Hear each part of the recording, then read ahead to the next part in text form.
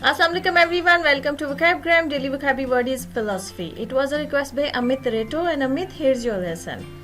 Philosophy is a noun and it means search for wisdom and truth.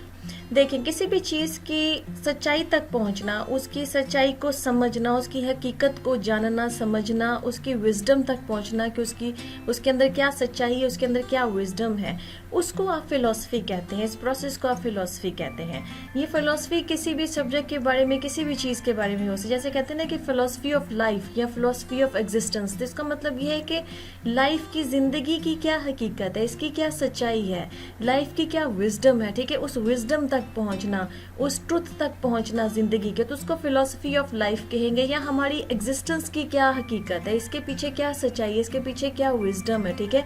तो हमारी existence की wisdom को, truth को समझना, जानना, इसको हम फिलॉसफी कहेंगे। तो किसी भी सब्जेक्ट की, किसी भी चीज़ की, किसी भी ब्रांच ऑफ नॉलेज की हकीकत तक पहुंचना, उसकी सच्चाई तक पहुंचना, उसकी बेसिक जो अंडरस्टैंडिंग होती है, उसकी डीप डाउन जाना, उसकी अंडरस्टैंडिंग में बहुत गहराई तक पहुंचना, उसकी समझ में, उसकी अंडरस्टैंडिंग में, उसको हम फिलॉसफी कहते हैं। देखिए, दुनिया में बहुत बड़े बड़े फिलोसफर्स गुजरे हैं। पहले मैं आपको बता दूं कि जो फिलॉसफी वर्ड है ना, ये इसकी जो रूट है वो ग्रीक है, ये ग्रीक से आया है, ठीक है। और उसमें इसका मतलब है लव फॉर विजडम, ठीक है। तो समझदारी को, विजडम जो होती है किसी भी चीज़ की, उसका जो प्यार होता है, उसका जो लव है, उस तक पहुँचना, उसकी जो सर्च है, वो फिलॉसफी कहलाती है। अब दुनिया में देखिए बहुत बड़े बड़े फिलोसफर्स गुजरे हैं, जिसमें कि जो सबसे प्रोमिनेंट नेम्स हैं वो सोक्रेटिस है, एरिस्टोटल है, ठीक है। उन्होंने जिन चीज़ों के बारे में बात की है, ज़िंदगी की जिन हकीकतों के बारे में बात की, उन्होंने जिस तरह से उसको समझा है, वो उस चीज़ की डीप तक गए, उसकी गहराई तक गए हैं, ठीक है।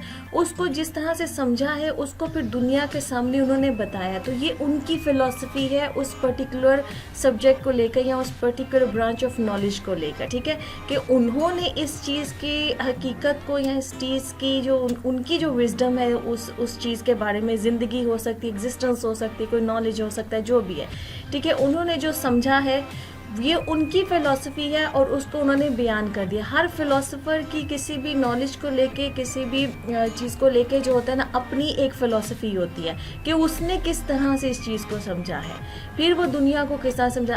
आप उसकी फ़िलॉसफी से एग्री भी कर सकते हैं, डिसएग्री भी कर सकते हैं। कि फ़िलॉसफी अपने आप में ना, ये एक बहुत ही वास्ट सब्जेक्ट है, बहुत ही गहरा सब्जेक्ट है, बहुत बड़ा सब्जेक्ट। लोगों की पूरी ज़िंदगी गुजर जाती है फ़िलॉसफी को समझने में, पढ़ने में, जानने में, ठीक है।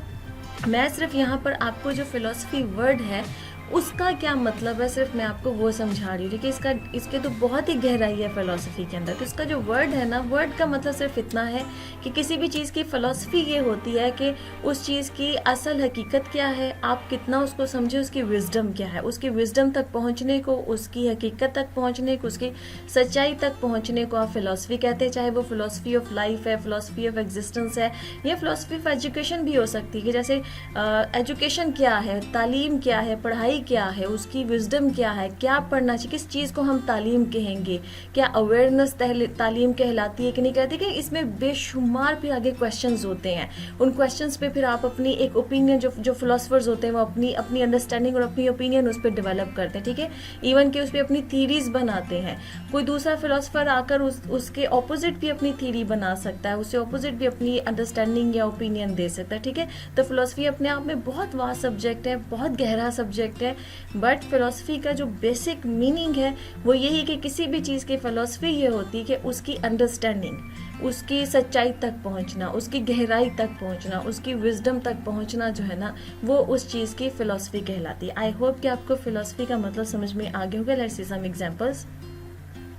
Our first example is my philosophy of education is to learn by practice. कि मेरी जो एजुकेशन से रिलेटेड जो मेरी फिलॉसफी, मतलब मेरी जो अंडरस्टैंडिंग है, वो ये है कि एजुकेशन वो होती है कि आप प्रैक्टिस करके लर्न करें।